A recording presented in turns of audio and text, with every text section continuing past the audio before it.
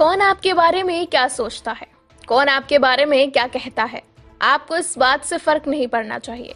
लेकिन हाँ, अपने बारे में आप क्या सोचते हैं और अपने आप के लिए आपकी क्या कहना है, इस बात से आपको जरूर फर्क पड़ना चाहिए। क्योंकि कौन क्या कहता है, क्या सोचता है, इस बात से बिल्कुल भी फर्क नहीं पड़ता। फर्क पड़ता है तो सिर्फ इस बात से कि आप अपने बारे में क्या सोच रखते हैं। नमस्कार, सलाम, सत श्री अकाल। मैं हूं शालिका ठाकुर लेकर हाजिर एक बार फिर से आपके लिए हमारा ये खास कार्यक्रम जिसका नाम है क्या चल रहा है भारत। और आप सुन रहे हैं हमारा ये खास कार्यक्रम सिर्फ और सिर्फ HimachalAbhiAbhi.com पर। दोस्तों, आज आपके लिए क्या खास अपडेट्स मैं लेकर आई हूँ वो आपको बताएंगे, साथ ही बताएंगे आपको आज का ज्ञान। लेकिन सबसे पहले कार्यक्रम की शुरुआत हम करते हैं आज की हिस्ट्री के साथ। क्या कुछ खास घटनाएं आज के दिन हिस्ट्री में हुई थी वो आपको बताते हैं। तो कश्मीर के बड़गांव में मेजर सोमनाथ शर्मा को 9 नवंबर 1947 को पहला परमवीर चक्र मिला था। कोस्टारिका में 9 नवंबर 1949 को संविधान को अंगीकरण किया गया था। अमेरिका के लेखक विलियम फॉकनर ने 9 नवंबर 1950 को साहित्य के नोबेल पुरस्कार से सम्मानित भी आज के दिन ही किया गया था। कंबोडिया को 9 नवंबर 1953 को फ्रांस से आजादी मिली थी। आज ही के दिन 1954 में दार्जिलिंग में हिमालयन पर्वतारोहण की स्थापना की गई थी।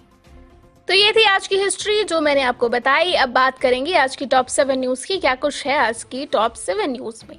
तो यूपी, बिहार, पंजाब, हरियाणा समेत उत्तर भारतीय राज्यों में प्रदूषण का खतरनाक स्तर जो है वो बढ़ गया है।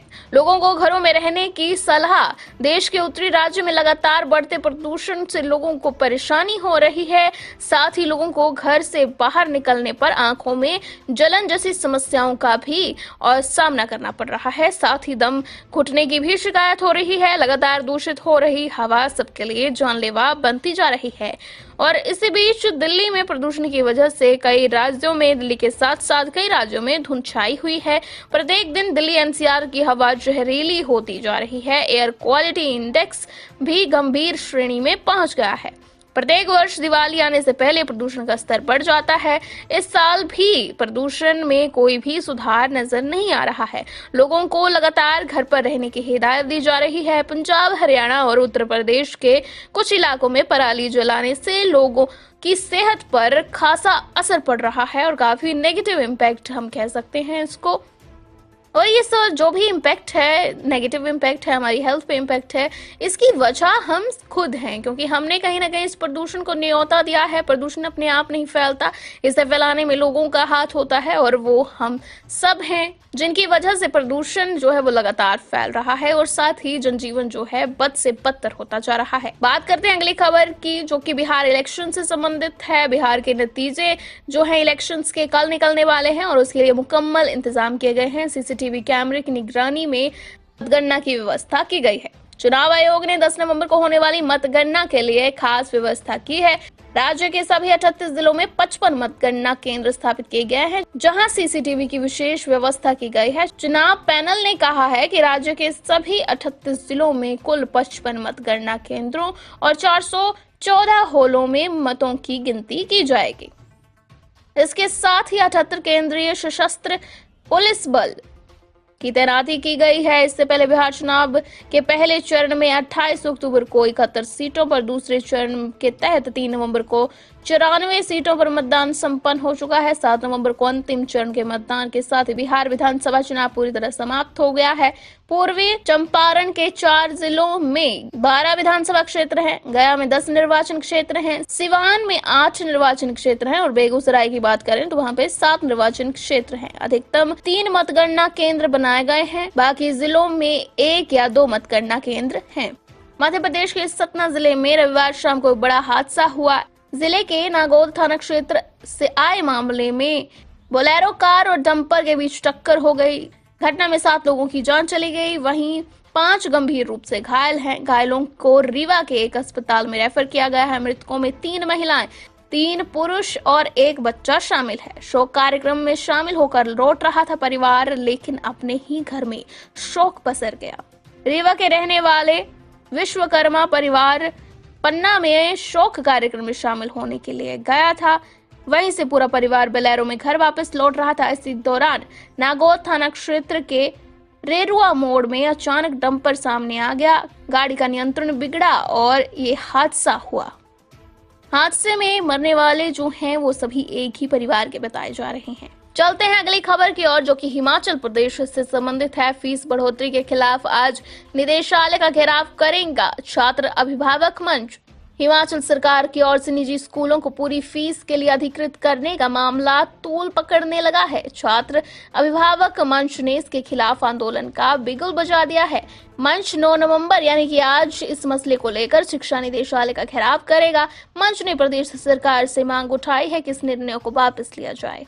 यदि ऐसा नहीं किया गया तो प्रदेश भर में आंदोलन को तेज किया जाएगा। मंच के संयोजक विजेंद्र मेहरा, सह संयोजक बिंदु जोशी, सदस्य विवेक कश्यप, फालमा चौहान, सत्यवान पुंडीर, जियानंद शर्मा, जयचंद, राकेश रॉकी, राजेंद्र कुमार, विशैलेंद्र कुमार ने कहा कि प्रदेश सरकार का यह फैसला प्रदेश के करीब 16 लाख लोगों को प्रभावित कर रहा है। मंच ने कहा कि निजी स्कूलों व संस्थानों ने दोबारा से छात्रों व अभिभावकों से पूरी फीस जमा करने के लिए मोबाइल मैसेज भेजने शुरू कर दिए हैं। चलते हैं अगली खबर की ओर। ये खबर भी हिमाचल प्रदेश से ही संबंधित है। हिमाचल प्रदेश में 3 माह से बारिश न होने से किसानों की कुल्थ और माश की फसल बर्बाद। पिछले 3 माह से बारिश न होने से किसानों को भारी नुकसान झेलना पड़ा है। नूरपुर क्षेत्र में खेतों के लिए पानी की सुविधा न होने से वहां के किसान केवल बारिश के भरोसे ही खेती करते हैं। इस बार लंबे समय से बारिश न होने से फसलों को काफी नुकसान हुआ है। उपमंडल नूरपुर के सुलियाली क्षेत्र में होने वाली देसी कुल्थ व माश की फसल नष्ट हो गई है। क्षेत्र के देसी कुल्थ और माश का उत्पादन करने वाले अग्रणी किसान वीरेंद्र पठानिया, कालू भडवाल, दच्चू जट, अरुण पठानिया और चमन सिंह आदि ने बताया कि इस क्षेत्र में फसल बिल्कुल बर्बाद हो चुकी है। किसानों ने फसल को जानवरों को खाने के लिए छोड़ दिया है। फसल का उत्पादन करने वाले कृषक वीरेंद्र पठानिया ने बताया कि प्रति वर्ष देसी मांस व कुल्थ से 1 लाख से ज्यादा की आमदन हो जाती थी। इसके अलावा कालू ने बताया कि देसी दवाई बनाने वाली कंपनी भी प्रति वर्ष 40,000 से अधिक कुल्थ दाल ले जाते थे। किसानों ने सरकार से फसल खराब होने पर मुआवजे की मांग की है। चलिए चलते हैं अब एंटरटेनमेंट जगत की ओर। क्या कुछ चल रहा है वहां वो आपको बताते हैं। ट्रोल्स ने ट्विंकल खन्ना को कहा ट्विंक बम। एक्ट्रेस ने दिया मजेदार जवाब। अक्षय कुमार की फिल्म लक्ष्मी OTT प्लेटफॉर्म पर रिलीज हो गई है। फिल्म को लेकर दर्शकों के बीच भारी उत्साह है।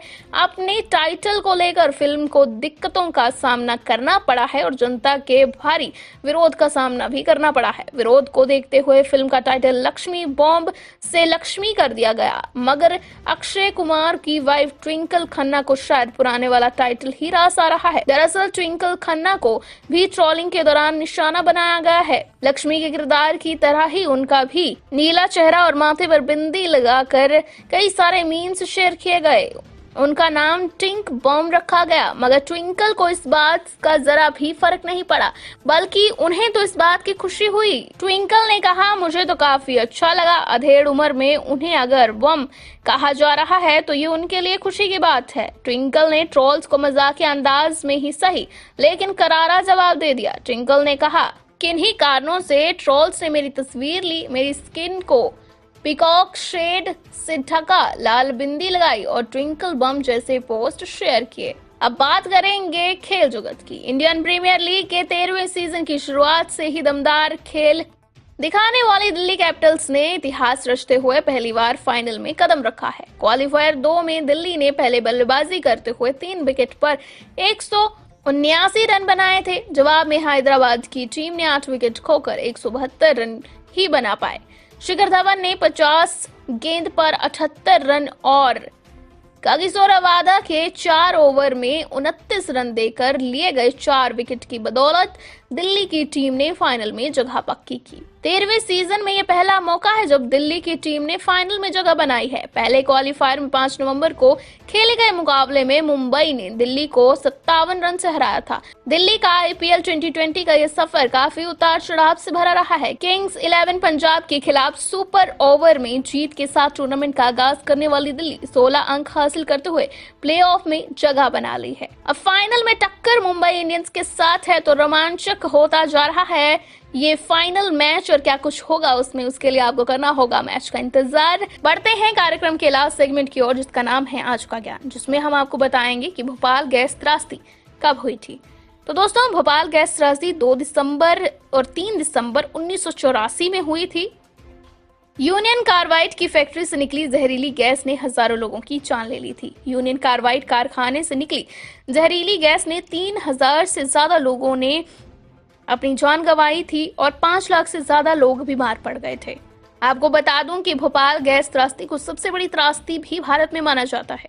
तो ये था आज का ज्ञान। इसी के साथ कार्यक्रम यहाँ पर होता है समाप्त। तो दीजिए मुझे इजाजत, कल फिर से आपसे होगी मुलाकात हमारे खास कार्यक्रम में, जिसका नाम है क्या चल रहा है Bharat. Shri Balaji multi speciality hospital Kangra, जहां आपको एक ही छत के नीचे मिले बेहतरीन चिकित्सा सुविधाएं, cardiology, laparoscopic, general surgery, neuro surgery, orthopaedics, paediatric, radio diagnosis, urology, gastroenterology, ophthalmology, pathology, medicine, anaesthesia और डेंटल जैसी अत्याधुनिक और बेहतरीन चिकित्सा सुविधाएं, 24 घंटे इमरजेंसी सुविधा, 9 बेड के साथ critical care unit, cardiac monitor और डिफिब्रिलेटर्स, सेंट्रल ऑक्सीजन लाइन और वेंटिलेटर।